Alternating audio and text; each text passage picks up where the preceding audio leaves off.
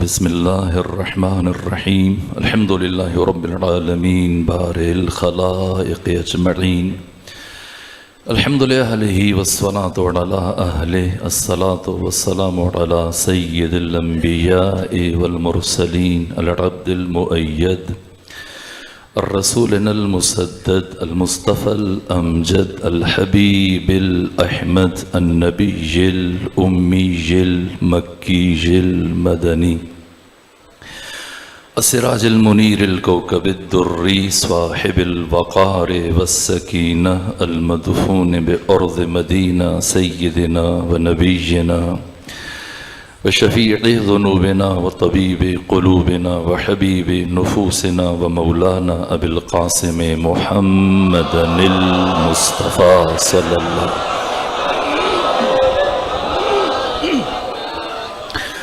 وأهل بيته الأطيبين الأطهرين الأنجبين المأسومين المظلومين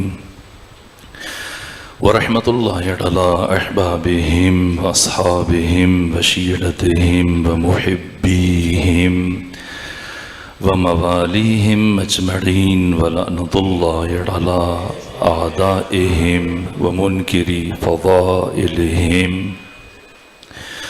وغاصبي حقوقهم من جرم عداوتهم إلى الآن ومن الآن إلى قيام يوم الدين وبعد يوم الدين أما بعد فقد قال حسين بن علي عليه آلاف التحية والثناء الناس عبيد الدنيا والدين لائق على ألسنتهم إذا محسوا بالبلاء قل الديانون صلوات بھیجی خاندان فاطمہ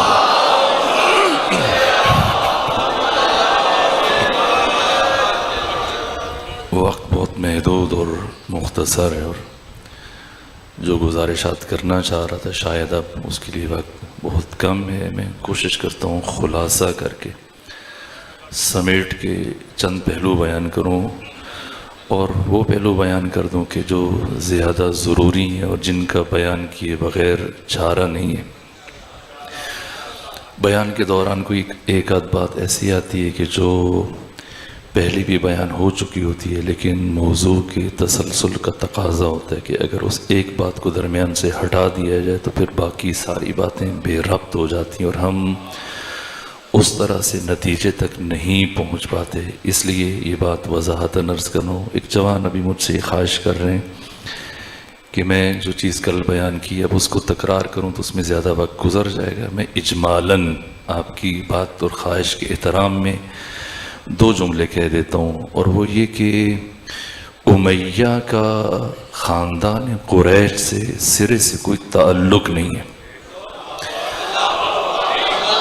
اگر کوئی بیمعرفت یعنی خود مجھے خمینی بت شکن کا یہ جملہ بار بار یاد آتا ہے جو فرماتے ہیں کہ آج اسلام کی مظلومیت یہ ہے کہ ایسے افراد اسلام سے متعلق لب کشائی کرنا شروع ہو چکے ہیں کہ جنہیں اتنا بھی نہیں پتہ کہ اسلام سین سے لکھا جاتا ہے یا سواد سے لکھا جاتا ہے.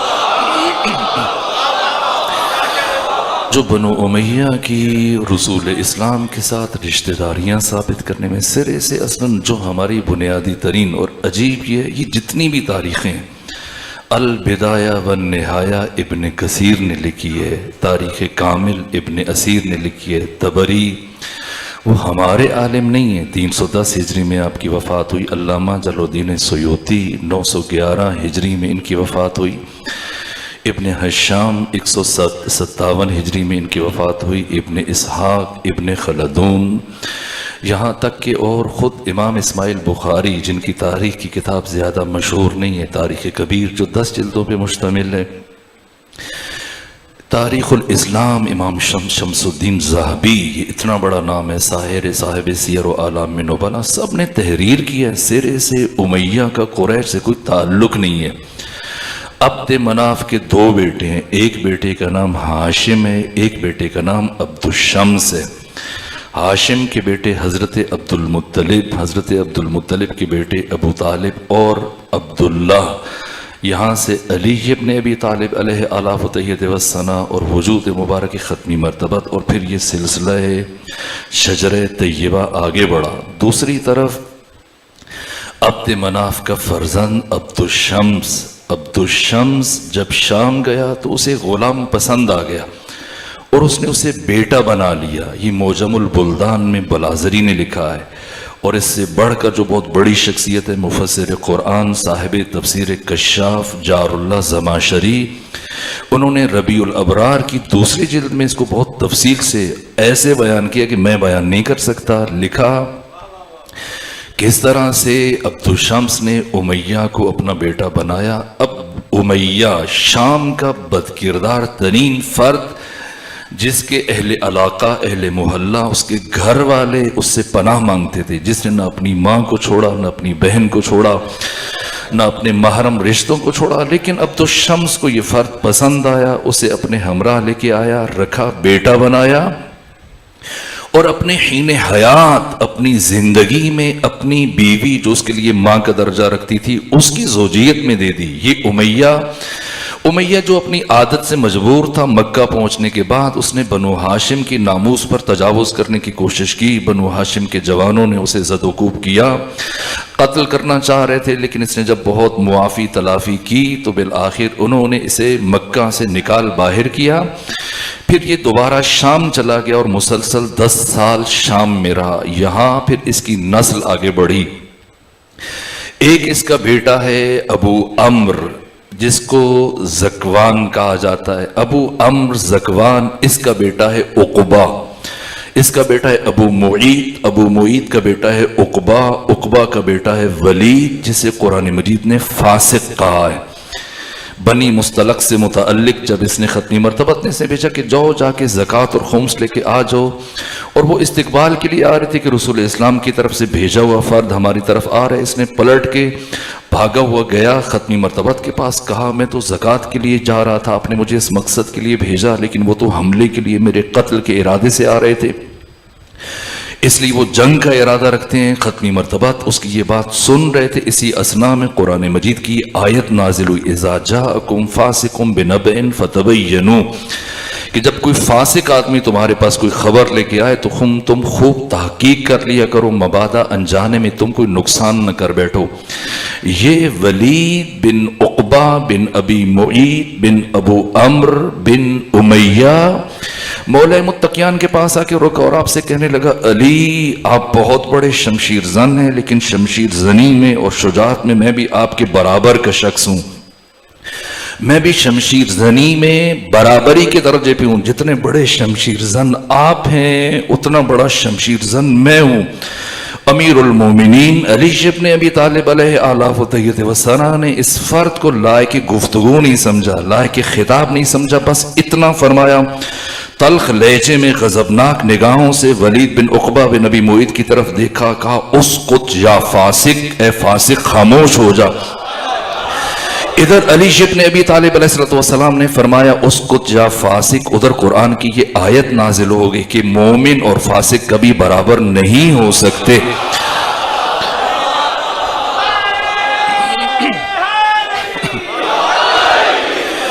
یہ اس امیہ کا جو بیٹا ہے، خود یہاں سے یہ ایک سرا ہے، باقی اس کے اور بیٹے ہیں۔ ایک کا نام حرب ہے، حرب کا بیٹا ابو سفیان ہے، جس کا نام صخر ہے، اسے ابو سفیان اس کی کنیت ہے، پھر ابو سفیان کے نام سے مشہور ہو گیا۔ اس کا بیٹا معاویہ، اس کا دوسرا بیٹا یزید، اس کا دوسرا، اور بہت سارے بیٹے ہیں، عتبہ اس کا بیٹا ہے۔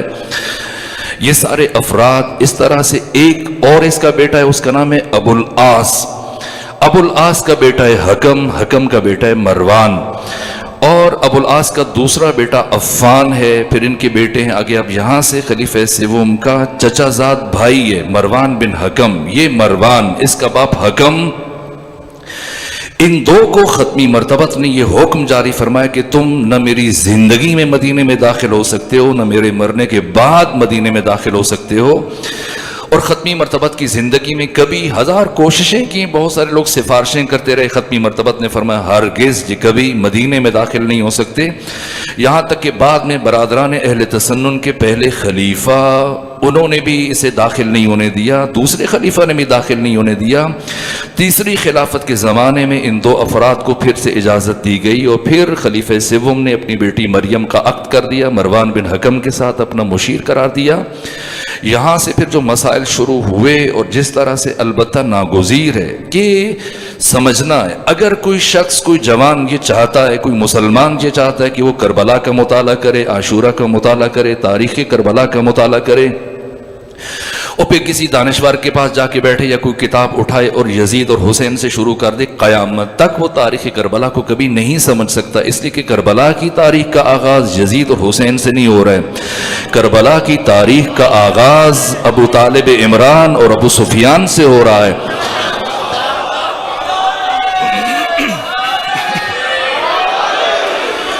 سوال یہ ہے کہ ابو سفیان، یہ بنو امیہ، یہ شجرہ خبیثہ جسے قرآن نے شجرہ خبیثہ، میں عرض نہیں کر رہا، قرآن بیان فرما رہا ہے، قرآن نے اس خاندان کو جس کا قریش سے کوئی تعلق نہیں ہے اسے شجرہ خبیثہ قرار دیا۔ یہ شجرہ خبیثہ کس طرح سے اسلام کے پاکیزہ باغ میں، گلستان میں کس طرح سے آ کے شامل ہوا، کنہوں نے شامل کیا، تب پتہ چلے گا کہ کربلا کی تاریخ کا آغاز کیسے ہوا، کہاں سے ہوا۔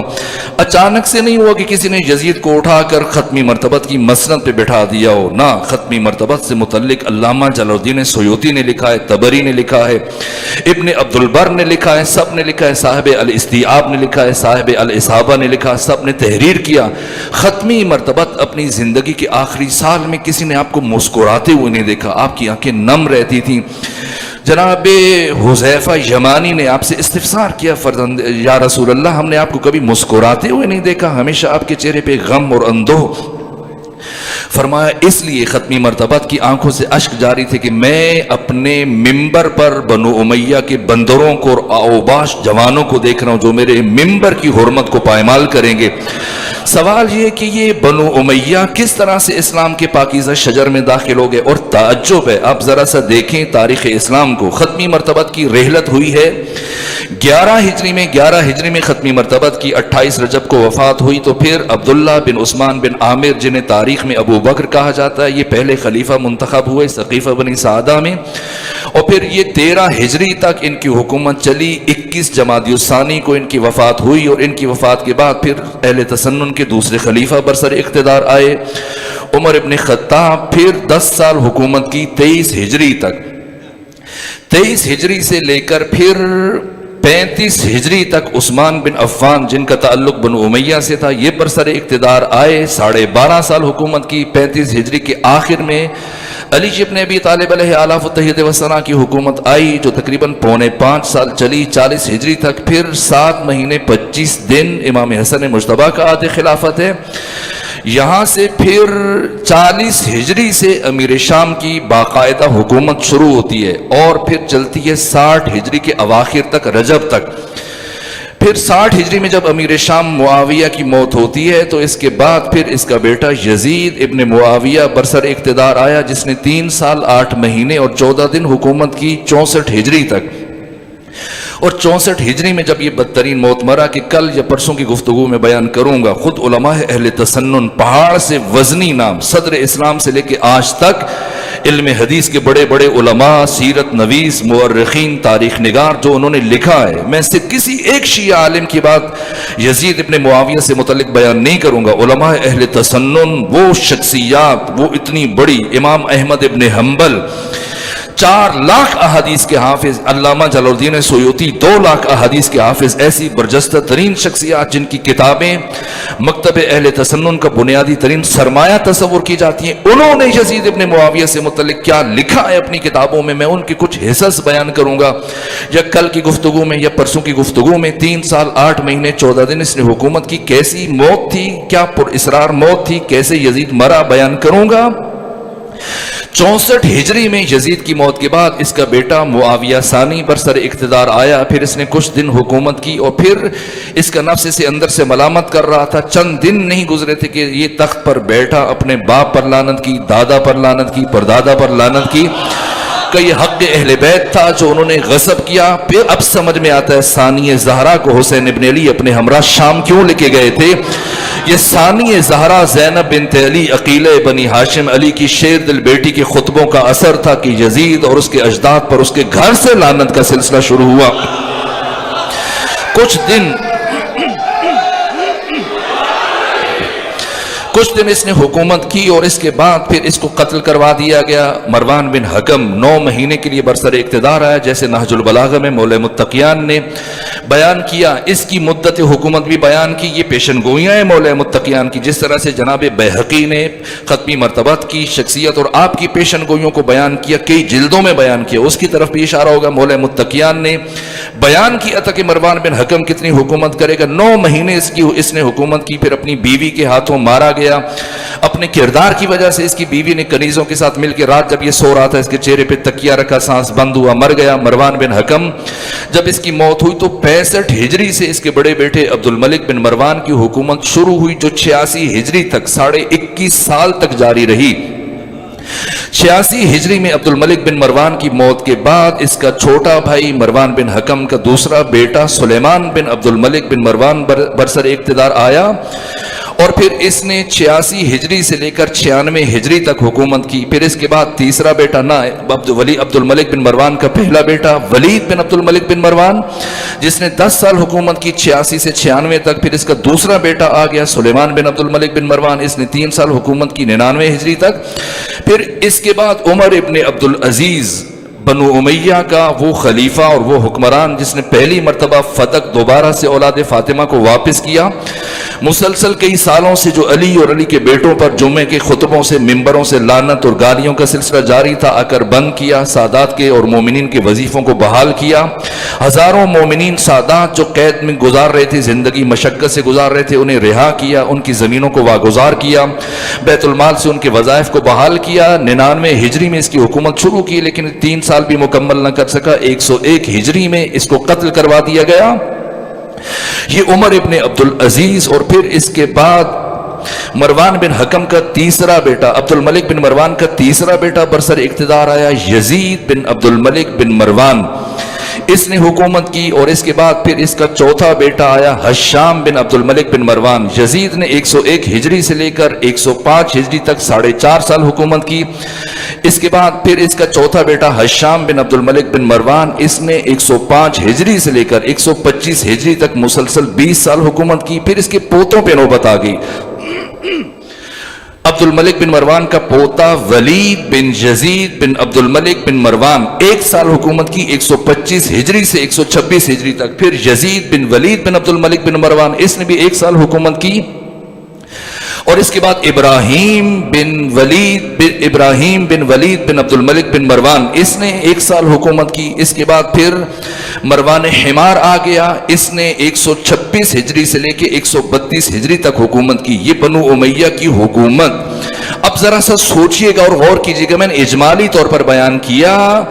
وہ حکومت 132 ہجری تک یہ جو بندر ناچتے رہے ختمی مرتبت کی ممبر پر, مسند پر.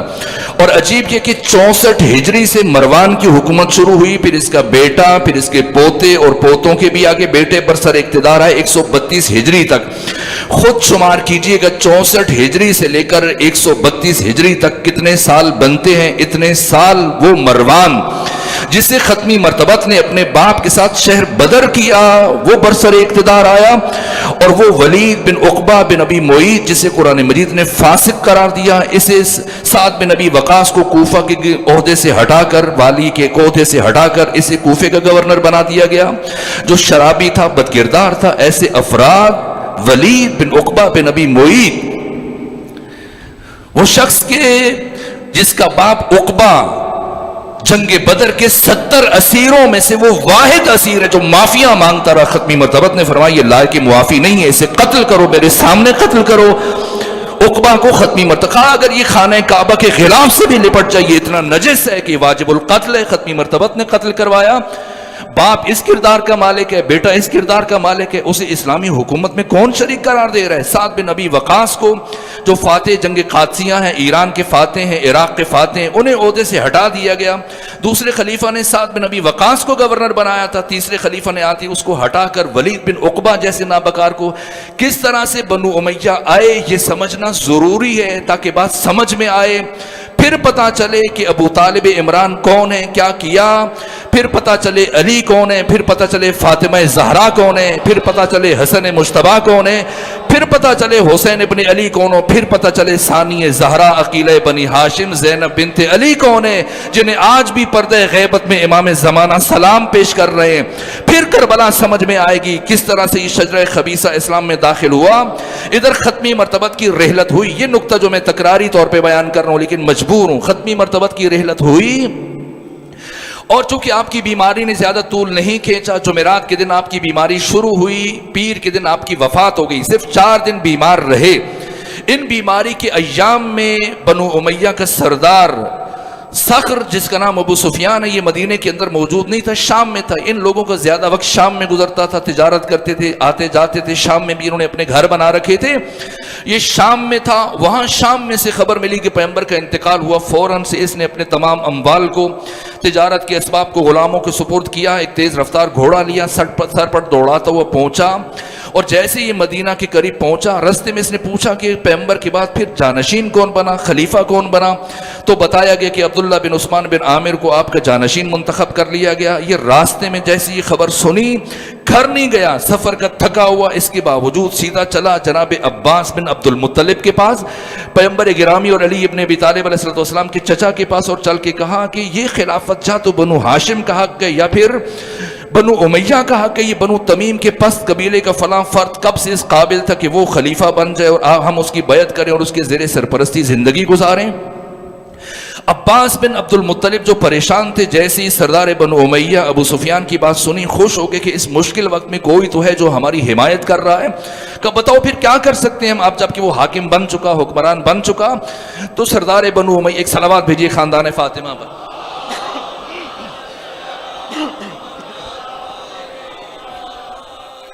سردار بنو امیہ ابو سفیان کہا عباس سے کہ کہا آپ صرف مجھے اپنے ساتھ لے کے چلو اپنے بھتیجے علی ابن ابی طالب کے پاس، اور جا کر میری طرف سے علی ابن ابی طالب سے یہ پیشکش کرو کہ وہ ایک مرتبہ لوگوں کے سامنے مسجد نبوی میں کھڑے ہو کر کہہ دیں کہ میں خلیفہ ہوں، خلافت میرا حق ہے، میں مدینے کی گلیوں کو گھوڑا سواروں سے اور پیادہ لوگوں سے بھر دوں گا، جتنے تیر تلواریں، جتنے سپاہی ہوں گے، جتنے اونٹ اور خچر ہوں گے، تمام سامان حرب و ضرب، جنگ کا تمام ترین خرچہ وہ میں برداشت کروں گا۔ علی صرف ایک مرتبہ لوگوں کے سامنے اٹھ کے یہ کہہ دیں کہ خلافت میرا حق ہے، لے کے دینا میرا کام ہے۔ عباس بن عبد المطلب ابو سفیان کی چال کو نہ سمجھ سکے، خوشی خوشی دواں دواں کشاں کشاں ابو سفیان کو اپنے ہمراہ لے کے چلے اپنے بھتیجے علی ابن ابی طالب کے پاس مسجد نبوی میں، جہاں قبر رسول کے قریب بیٹھ کر علی ابن ابی طالب قرآن کی تلاوت میں مصروف تھے۔ جناب عباس بن عبد المطلب نے اپنے بھتیجے سے کہا اے علی، سردار بنو امیہ ابو سفیان ہماری حمایت کے لیے آمادہ، اور یہ کہہ رہا ہے کہ اگر ایک دفعہ علی مسلمانوں کے سامنے کھڑے ہو کر مسجد نبوی میں اعلان کر دیں کہ خلافت میرا حق ہے تو خلافت لے کے دینا میرا کام ہے، میں مدینے کی گلیوں کو گھوڑا سواروں سے اور پیادہ لوگوں سے بھر دوں گا، سب کچھ میرا خرچ ہوگا، حکومت علی کو مل جائے گی۔ جیسے ہی علی ابن ابی طالب نے ابو سفیان کی بات سنی، قرآن مجید کی تلاوت کو ترک کیا اور رخ کیا ابو سفیان کی طرف، اور تند و تیز نگاہوں سے دیکھتے ہوئے جبکہ آپ کے چہرے پر غضب کے آثار نمایاں تھے، کہ اے ابو سفیان، اس میں تو کوئی شک نہیں کہ خلافت علی کا حق ہے، لیکن علی کو آج یہ بات سمجھ میں نہیں آ رہی کہ تو ابو سفیان مسلمان کب سے ہو گیا۔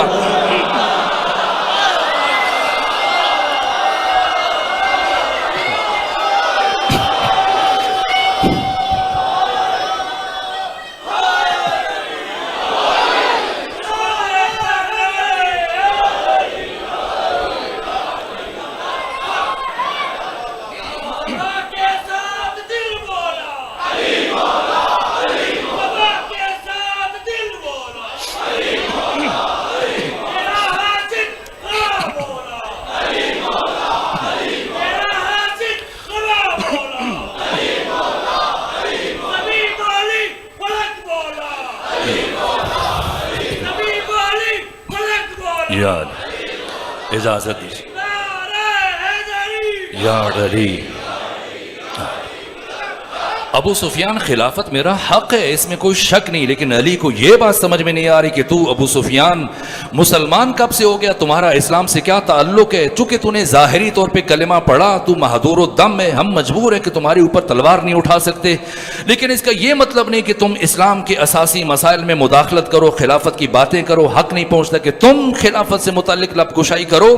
اس کے بعد جیسی علی کی آواز گونجنے لگی، مسجد نبوی میں صحابہ کرام مسلمان جمع ہونا شروع ہوئے، جہاں تک ایک بڑی تعداد جمع ہوئی. علی اب تک بیٹھے ہوئے تھے، اٹھ کے کھڑے ہوئے اور تاریخی خطبہ ارشاد فرمایا ایھا الناس شقوا انباز الفتن بسفن النجا، اے لوگوں فتنے کی موجوں کو نجات کی کشتی کے ذریعے سے چیر دو، وعرجوا تیجان المفاخرہ، اور خود کو نفرت کے راستوں سے الگ کر دو، ووضعوا تیجان المفاخرہ، اور فخر و مباحات کے تاج جو تم نے اپنے سروں کے اوپر زیب تن کر رکھے انہیں اتار کر زمین پر رکھ دو. اے ابو سفیان، جو پانی تو علی کو پلانے کے لیے آیا ہے، ھذا ماء عاجن، یہ گدلا پانی ہے، وَلُقْمَةٌ يَعُصُّ بِهَا آكِلُهَا، ایسا لقمہ ہے جو کھانے والے کے گلے میں پھنس سکتا ہے.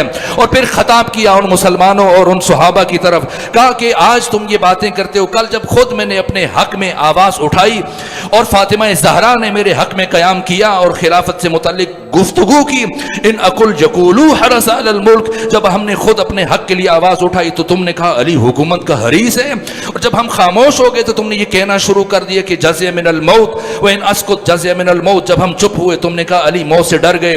ہیہات بعد اللتی واللتی، ہرگز نہیں بدر احد، خندق و خیبر دیکھنے کے بعد کہہ رہے ہو کہ علی موت سے ڈر گیا، نہ بل اندمجت والا، خندق و خیبر دیکھنے کے بعد تم یہ کہہ رہے ہو کہ علی موت سے ڈر گیا، نہ واللہ لابن ابی طالب آنس بالموت من الطفل بثدی امہ، اللہ کی قسم ابو طالب کا بیٹا علی موت سے اتنی زیادہ محبت کرتا ہے جتنا ایک چھوٹا بچہ اپنی ماں کے دودھ سے محبت کرتا ہے.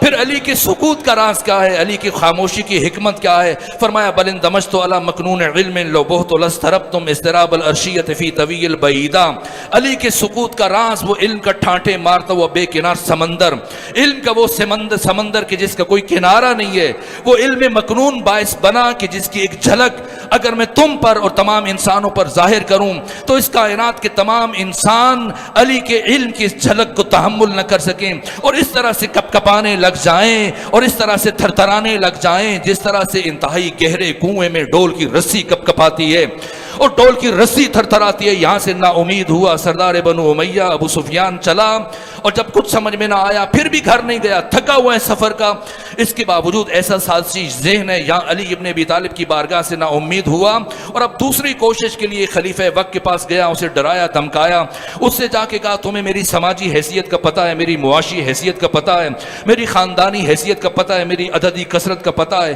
میرے پاس اتنے افراد ہیں، اتنے وسائل ہیں کہ میں انقریب کچھ دنوں میں تم سے حکومت چھین لوں گا. وہ مزاج شناس نے کہا کیوں ایسی باتیں کرتے ہو، اگر یہ حکومت ہماری ہے تو اسی طرح سے جتنی ہماری حکومت ہے اتنی تمہاری حکومت ہے، تمہیں اس کے اموال میں بھی شریک کیا جائے گا، بیت المال میں بھی شریک کیا جائے گا، حکومت میں بھی شریک کیا جائے گا، ذرا سا یہ سلسلہ بڑھنے دو پھر تم ہمارے ساتھ شامل ہوگی. یہی ہوا. کچھ دن کے بعد جیسے ہی فتوحات کا سلسلہ شروع ہوا، سب سے پہلا لشکر 4 افراد کی سرپرستی میں جو یرموک کی طرف روانہ کیا گیا، جس کے لیے 4 سالار منتخب کیے گئے. ایک شرجیل بن حسنہ، اس کو 9000 سپاہی دیے گئے اور اس سے کہا گیا کہ تم نے اردن کے اوپر حملہ کرنا ہے، اور اگر تم اردن کو فتح کرنے میں کامیاب ہو گئے تو پھر تم اردن کے حکمران قرار پاؤ گے. اسی طرح سے عمرو ابن عاص سے کہا کہ تم نے فلسطین کا 9000 افراد کے ساتھ مل کر فلسطین کے اوپر حملہ کرنا ہے، اور اگر تم نے فلسطین پر قبضہ کر لیا فلسطین تمہارا، تم وہاں کے والی بنو گے. اسی طرح سے یزید ابن ابو سفیان کو، معاویہ کے بڑے بھائی کو، شام کی طرف روانہ کیا 9000 کا لشکر دے کر، اور فرمایا اور کہا کہ اگر تم نے معذرت چاہتا ہوں اور کہا کہ اگر تم نے شام کو فتح کر لیا تو شام تمہارا ہے، وہاں پر تم حکومت کرو گے. اسی طرح سے ابو عبیدہ جراح کو حمص کی طرف روانہ کیا اور 9000 کا لشکر دیا، کہا اگر تم نے حمص پر قبضہ کر لیا تو حمص تمہارا ہے. 4 افراد کو روانہ کیا. یہ یرموک کے مقام پر پہنچے لیکن دشمن کی عددی کثرت کو دیکھ کر خوفزدہ ہو گئے، پریشان ہوئے، کیا کریں. مزید مدد کے لیے کمک طلب کی. خلیفہ وقت نے خالد بن ولید کو 9000 افراد کے ہمراہ روانہ کیا. یہ 46000 افراد مسلسل لڑتے رہے، کوشش کرتے رہے. 13 ہجری میں گئے اور مسلسل کئی مہینے تک محاصرے کے باوجود شام کو فتح نہ کر سکے، یہاں تک کہ رجب کے مہینے میں 21 جمادی الثانی 13 ہجری پہلے خلیفہ کی موت ہو گئی، دوسرا خلیفہ برسر اقتدار آیا، اور پھر اس کی حکومت کے چند مہینے گزرنے کے بعد رجب میں یہ فتح حاصل ہوئی، مسلمانوں کو شام فتح ہوا، اور رجب میں 14 ہجری میں رجب کے مہینے میں شام پر پہلی مرتبہ بنو امیہ کی حکومت کا آغاز ہوا۔ کسے حاکم بنایا گیا؟ یزید ابن ابو سفیان کو۔ اس نے 4 سال حکومت کی، 18 ہجری میں طاعون کی بیماری کا شکار ہو کر مر گیا، اور اس کی موت کے بعد اس کا چھوٹا بھائی معاویہ ابن ابو سفیان ابن حرب یہ برسر اقتدار آیا۔ اس کی حکومت شروع ہوئی 18 ہجری سے لے کر، مراحل مشکل ہیں لیکن میں تیزی سے اس لیے گزر رہا ہوں کہ اس کم اور مختصر وقت میں کچھ نتیجہ عرض کرنے میں کامیاب ہو سکوں آج کی حد تک، تاکہ آج کا یہ سلسلہ مکمل ہو جو کل پھر یہاں سے آگے بڑھ جائیں۔ 18 ہجری سے شام میں اس کی حکومت شروع ہوئی، جو مسلسل 23 ہجری تک چلی، اور 23 ہجری میں جیسے خلیفہ سوم کی حکومت آئی تو اس نے اردن شرجیل بن حسنہ سے لے لیا، اسی طرح سے مصر، اسی طرح سے دمشق، اسی طرح سے لبنان، کنسرین، ساری سرزمینیں لے کر اکیلے امیر شام کو سونپ دی، اور اب ایک بڑی حکومت امیر شام کے پاس آ گئی۔ 23 ہجری سے لے کر 35 ہجری تک 12.5 سال، اور 35 ہجری میں جب تیسرے خلیفہ کو قتل کیا گیا اور علی ابن ابی طالب برسر اقتدار آئے، تو علی نے قلم اٹھانے کے بعد، دوات اٹھانے کے بعد، کاغذ اٹھانے کے بعد سب سے پہلا حکم جو علی نے اپنے ہاتھ سے تحریر کیا وہ امیر شام کا عزل تھا۔ آپ کو بڑے بڑوں نے مشورے دیے کہ ایک کچھ لمحے صبر کر لیجئے، وفاق کو مضبوط کر لیں، ابھی مرکز کو مضبوط کر لیں، ابھی خانہ جنگی شروع ہو گئی تو آپ کی حکومت کمزور ہو جائے گی، لیکن فرمایا میں ایک دن کے لیے بھی حکومت حق میں باطل کی شمولیت کو تحمل نہیں کر سکتا۔ اسی لمحے عزل کا حکم دیا، اپنی مشکل ترین فیصلہ کیا، اور پھر جس کے بعد جنگ جمل آئی، پھر جنگ نہروان، پھر جنگ صفین آئی، پھر جنگ نہروان، یوں 40 ہجری میں ماہ مبارک رمضان میں امیر المومنین کی شہادت ہوئی، اور اب پوری اسلامی دنیا میں 6-7 مہینے 25 دن امام حسن مجتبیٰ کی حکومت ہوئی، اور پھر وہ صلح کا مرحلہ طے پایا۔ اس کی تفصیلات ہیں، اگر دوبارہ ماہ سفر میں آنے کی توفیق حاصل ہوئی تو میری خواہش ہے کہ میں تمام تر جزیات کے ساتھ صلح امام حسن کو ملتان کے بامعرفت مومن کی خدمت میں عرض کروں۔ وہ تاریخ ایک اہم ترین پہلو ہے، صلح حسن اور عاشورہ برابری کی منزل پر ہے۔ اگر ہم نے صلح امام حسن مجتبیٰ کی حقیقت کو درک نہ کیا، ہم کبھی بھی عاشورہ حسینی کی حقیقت کو درک کرنے میں کامیاب نہیں ہو سکتے۔ صلح حسن دیباچہ اور مقدمہ اور تمہید ہے عاشورہ حسینی کی اور جہاد حسینی کی۔ 7 مہینے 25 دن امام حسن مجتبیٰ نے حکومت کی، پھر صلح کی نوبت آئی، اور اس کے بعد 3 بر اعظموں میں جبکہ مسلمانوں کی تعداد 9.5 کروڑ افراد تک پھیل چکی تھی، پوری اسلامی دنیا میں معاویہ کی حکومت شروع ہوئی جو 60 ہجری کے آخر تک چلی۔ اب آپ خود سوچئے، 14 ہجری سے 18 ہجری، 18 ہجری سے 23 ہجری، 23 ہجری سے 35 ہجری، 35 ہجری سے پھر 40 ہجری، 40 ہجری سے 60 ہجری، یہ مسلسل ادوار ہیں۔ کتنے سال حکومت بن رہی ہے، جن میں سے 20 سال وہ ہیں کہ پوری اسلامی دنیا پر مطلق العنان بنو امیہ کی حکومت ہوئی۔ سوال یہ کہ بنو امیہ کو، معاویہ کو، اس کے بڑے بھائی یزید کو، اولاد ابو سفیان کو اسلامی حکومت کی ذمہ داری سونپی کس نے ہے، جبکہ 1.5 لاکھ صحابہ کرام موجود ہیں، جبکہ سلمان موجود ہیں، حذیفہ موجود ہیں، عبداللہ ابن عباس موجود ہیں، مقداد بن اسود موجود ہیں۔ وہ مقداد بن اسود جن سے متعلق ختمی مرتبت نے فرمایا کہ میرے مقداد کی حیثیت میرے تمام صحابہ کے درمیان وہی ہے جو حروف تہجی کے درمیان الف کی ہوتی ہے۔ سلمان موجود ہیں جن سے متعلق ختمی مرتبت نے فرمایا السلمان منا اہل البیت، جو میرے اہل بیت میں سے ہے۔ ابو ذر موجود ہیں جن سے متعلق ختمی مرتبت فرما کے گئے اپنی زبان سے کہ زمین نے کسی کو اپنے پروں کے اوپر اٹھایا نہیں، آسمان نے کسی کے اوپر سایہ کیا نہیں جو میرے ابو ذر سے زیادہ سچا ہو۔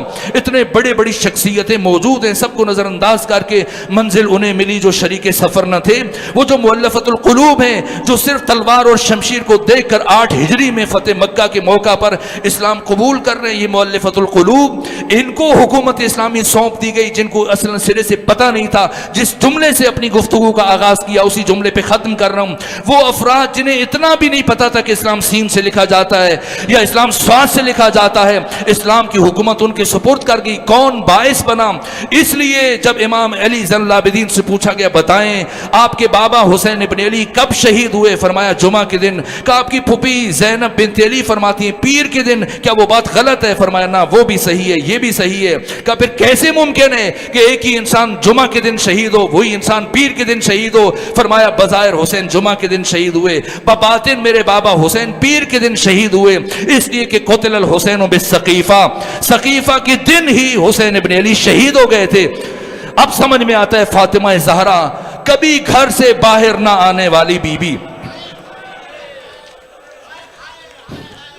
جس بی بی سے ختمی مرتبت نے اپنی زندگی کے آخری ایام میں پوچھا فاطمہ زہرا مجھے بتائیں آپ کی زندگی کی سب سے بڑی خواہش کیا ہے؟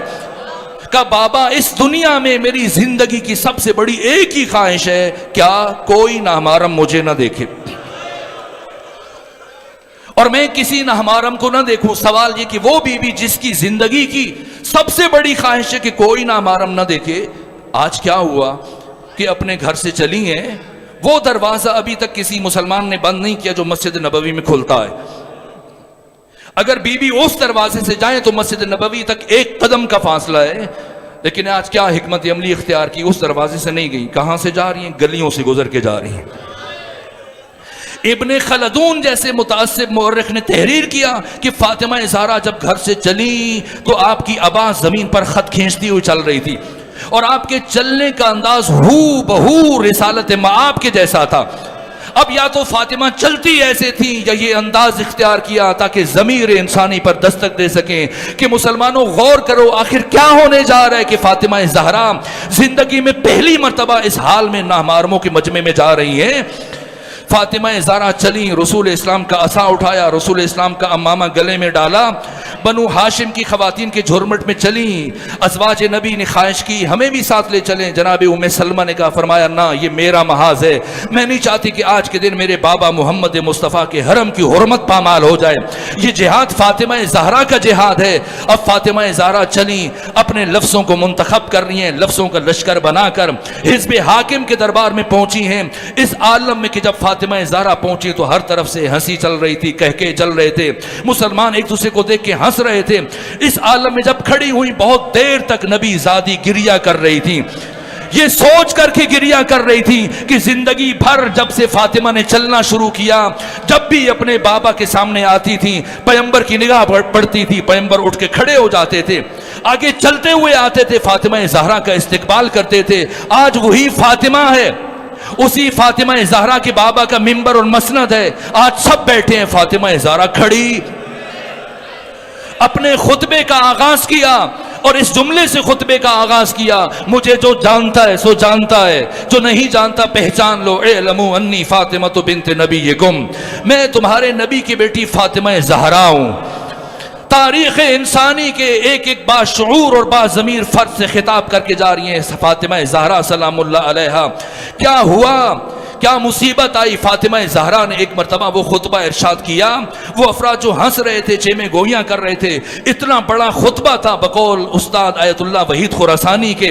آیت اللہ وحید خراسانی فرماتے کہ علم کی دنیا میں، فصاحت و بلاغت کی دنیا میں، معرفت کی دنیا میں شق القمر کیا فاطمہ زہرا نے، کہاں سے بات شروع کی، کہاں پہ بات ختم کی۔ علی کے خطبے ایک طرف، فاطمہ زہرا کا یہ خطبہ ایک طرف، ایسا خطبہ دیا حزب حاکم ساکت مبہوت حیران پریشان، کچھ سمجھ نہیں آ رہی کیا جواب دیا جائے۔ اس عالم میں اس دار الخلافہ کو نابود فتح کرنے کے بعد، قصر خلافت کو منہدم کرنے کے بعد، عقلی طور پر شعوری طور پر اپنے پیغام کو منتقل کرنے کے بعد فاطمہ زہرا دربار سے باہر آئیں، لیکن اب گھر نہیں گئیں۔ تھکی ہوئی فاطمہ، بہت دیر کھڑے ہو کے خطبہ دینے والی فاطمہ زہرا، آج میں اس بی بی کی شہادت پڑھ رہا ہوں۔ اب ابھی کچھ دن کے بعد جب جناب علی اکبر کی شہادت پڑھی جائے گی، آپ خطبہ سے یہ جملہ سنتے ہیں، جب علی اکبر کو حسین نے روانہ کیا، جب علی اکبر کو حسین نے میدان جنگ کی طرف روانہ کیا، حسین اوندھے منہ کربلا کی زمین پر گرے تھے۔ دوسرا جملہ عرض کروں اگر سن سکو، ایک شبیہ رسول اللہ،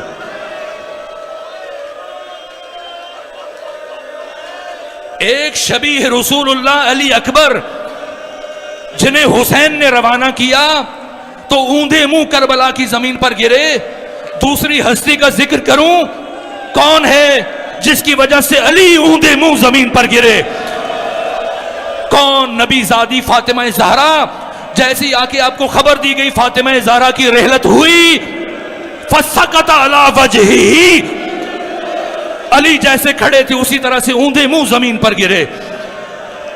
اور وہ بات آج بسا اوقات سوشل میڈیا پر بیٹھ کر بعض افراد ایسی باتیں کرتے ہیں، کون سی کتاب میں لکھا ہوا ہے، کس کتاب میں لکھا ہوا ہے، پہاڑ سے وزنی نام ہے، بخاری اور مسلم کے اساتید ہیں، باقی سارے میرے لیے حجت میرے مکتب کے بڑے بڑے علماء ہیں.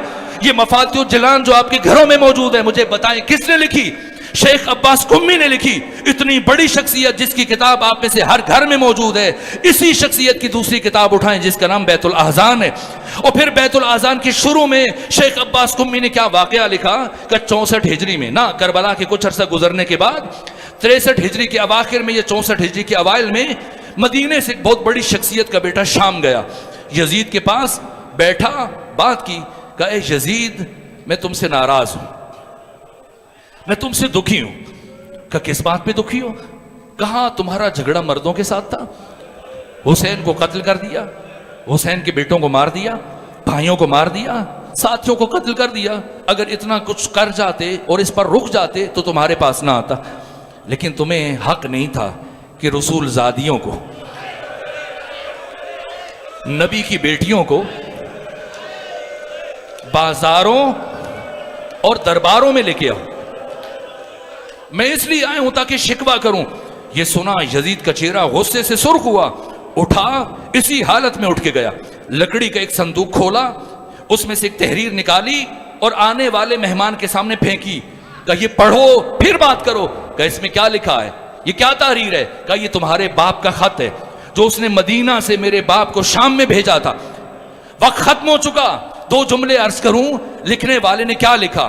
لکھنے والے نے لکھا پیغمبر کی رحلت کے بعد جب ہم نے حزب حاکم کو منتخب کر لیا تو میں نے اپنے غلام کو علی کے گھر بھیجا کہ جاؤ باقیوں نے بیعت کر لی، اب علی آئیں اور وہ بھی حزب حاکم کی بیعت کریں. لیکن جب میرا غلام گیا تو اس گھر کی ایک کنیز دروازے پہ آئی اور اس نے کہا میرے آقا علی قرآن کی جماوری میں مصروف ہیں اور جب تک تدوین قرآن کا کام مکمل نہیں ہو جاتا علی باہر نہیں آئیں گے. کہا میرا بھیجا وہ غلام واپس آیا تو مجھے غصہ آیا. پھر میں نے اپنے پاس موجود چند بیٹھے ہوئے برجستہ افراد کو ایک گروہ کی شکل میں روانہ کیا، جاؤ اور جا کے کہو اگر اب کی دفعہ علی نہ آیا تو لینے کے لیے فلاں کہہ رہا تھا میں خود آؤں گا، اور جب میں خود آؤں گا تو لے کے جاؤں گا. یہ افراد آئے لیکن اب کی دفعہ فضا نہیں آئی. کون آئی؟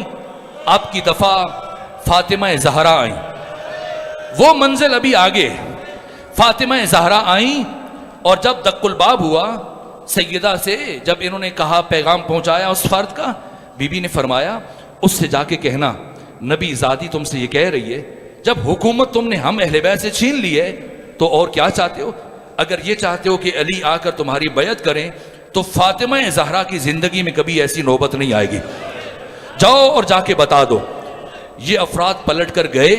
اس شخص نے خط میں کیا لکھا کہ جیسی دوسری مرتبہ میرے بھیجے ہوئے افراد واپس آئے مجھ سے برداشت نہ ہوا. میں نے باقی افراد کو اکٹھا کیا، 50 افراد جمع ہوئے. ہم نے لکڑیاں اٹھائیں، ڈنڈے اٹھائے، تلواریں اٹھائیں، جلانے کا سامان اٹھایا. سب علی کے گھر کی طرف چل پڑے. سب رکے دروازے کے قریب. پھر میں نے قنفذ سے کہا اب جاؤ اور علی کے دروازے پر دستک دو. قنفذ آگے بڑھا، در علی پر دستک دی. میں ساری آوازیں جو گھر کے اندر بلند ہو رہی تھی سن رہا تھا. میں نے محسوس کیا علی دروازے کی طرف آ رہے ہیں، لیکن اس سے پہلے کہ علی دروازہ کھولتے نبی زادی فاطمہ زہرا آگے بڑھ کر علی کے سامنے کھڑی ہو گئی اور دست ادب جوڑ دیے. کہا اے علی آپ فاتح خیبر ہیں، فاتح خندق ہیں، فاتح بدر و احد ہیں. آپ نے اپنی زندگی میں بڑی بڑی جنگیں لڑی، لیکن آج مدینے کا محاذ اپنی کنیز فاطمہ زہرا کو طے کرنے دیں. اے علی جب تک میرے بابا محمد مصطفیٰ زندہ رہے ایک مرتبہ بھی میرے بابا نے کبھی زندگی میں تلوار نہیں اٹھائی، ہمیشہ آپ نے ان کا دفاع کیا. اس لیے کہ اس وقت روئے زمین پر حجت خدا میرے بابا تھے اور آج روئے زمین پر حجت خدا آپ ہے. اس لیے آپ خود اپنے حق میں تلوار نہیں اٹھائیں گے. آج نبی زادی آپ کے حق کا دفاع کرے گی. علی نے کہا جیسے نبی زادی مناسب سمجھتی ہے. اب علی رکے، فاطمہ زہرا دروازے کی طرف بڑھی. لکھنے والے نے لکھا میری نبی زادی کے ساتھ گفتگو شروع ہوئی. کیا گفتگو ہوئی؟ وہ مرحلہ آیا جب کسی نے قتل کی دھمکی دی, دروازے کو جلانے کی دھمکی دی. ایک مرتبہ نبی زادی نے سوال کیا اس گھر کو جلاؤ گے جس گھر میں تمہارے نبی کی بیٹی رہتی ہے؟ کہ جلائیں گے. اگر علی کو نہ بھیجا گیا جلائیں گے. فرمایا علی نہیں آئیں گے, علی میری زندگی میں نہیں آئیں گے. ایک مرتبہ قنفذ سے کہا آگ لگاؤ. آگ لگی, دروازہ جلنے لگا. مشکل مرحلہ ہے. میں اس مصائب کے لیے توفیق طلب کیا کرتا ہوں اور توسل کرتا ہوں. ایسا نہیں, بخدا پڑھنے والے کے لیے زیادہ مشکل ہوتا ہے کہ اپنی قوت سمیٹ کر یہ جملے بیان کر سکے. دروازہ جلنے لگا, لیکن یہ شخص غصے میں اتنا بپھرا ہوا تھا, خود تحریر کر رہا ہے کہ میں غصے میں اتنا بپھرا ہوا تھا کہ میں نے دروازہ جلنے کا انتظار نہیں کیا. جلتے ہوئے دروازے کو ٹھوکریں مارنا شروع کی. پھر دروازہ گرا. میں نے کل بھی عرض کیا اہل ملتان اپنے دلوں پہ ہاتھ رکھو, مجھے بتاؤ کیا یہ دروازہ زمین پر گرا؟ اے کاش زمین پر گرا ہوتا. لیکن زمانے کا امام گواہی دے رہا ہے. امام زمانہ فرماتے ہیں, اجازت دیں کہ ایک جملہ اور عرض کر سکوں, ہنگام غروب ہے تاکہ عبادت مکمل ہو جاؤ, بات پہنچ جائے. زمانے کے امام زمانہ فرماتے ہیں میں اس لمحے کو کبھی نہیں بھلا سکتا جب میری دادی فاطمہ زہرا جلتے ہوئے دروازے اور دیوار کے درمیان تھی, اور اس دروازے کی کیل میری دادی فاطمہ کے بازو میں پیوست ہوئی. دروازہ میری دادی فاطمہ زہرا کے اوپر گرا. 50 میں سے 11 افراد میری دادی فاطمہ زہرا کے گھر میں داخل ہوئے. اس دروازے کو رونتے ہوئے جب آگے بڑھے, میری جدہ طاہرہ کی آواز بلند ہوئی, اے فضا میری طرف بڑھو, میرا محسن شہید ہو چکا ہے. اے فضا میری پسلیاں ٹوٹ چکی ہیں. بس ان 11 افراد میں سے ایک فرد آگے بڑھا جو سب سے آگے تھا. اس نے تحریر کیا, کہا میں آگے بڑھا اور علی کے قریب پہنچا, اور اب میں کوشش کر رہا تھا کہ کسی طرح سے یہ رسی علی کے گلے میں ڈالوں اور علی کو اپنے ہمراہ مسجد نبوی تک لے کے جاؤں. اسی اسنا میں لکھنے والے نے لکھا مجھے نہیں معلوم فاطمہ زہرا جس کا بیٹا مر چکا ہے, جس کی پسلیاں ٹوٹ چکی ہیں, زخمی فاطمہ کس طرح سے اٹھی, اٹھ کر آگے بڑھی, آگے بڑھ کر میرے اور علی کے درمیان کھڑے ہو گئیں اور مجھ سے کہا اے فلاں تو کبھی فاطمہ زہرا کی زندگی میں علی تک نہیں پہنچ پائے گا, علی تک نہیں پہنچ پائے گا. اس نے کہا, میں نے فاطمہ زہرا سے کہا اے نبی زادی درمیان سے ہٹ جا ورنہ ایسا ظلم کروں گا کہ تو ہٹنے پر مجبور ہو جائے گی. فاطمہ نے کہا قیامت تک نہیں ہٹوں گی. کہا میں نے اپنا بازو فضا میں بلند کیا اور پھر پوری طاقت سے ایک ایسا تماچا فاطمہ زہرا کے رخسار پر مارا.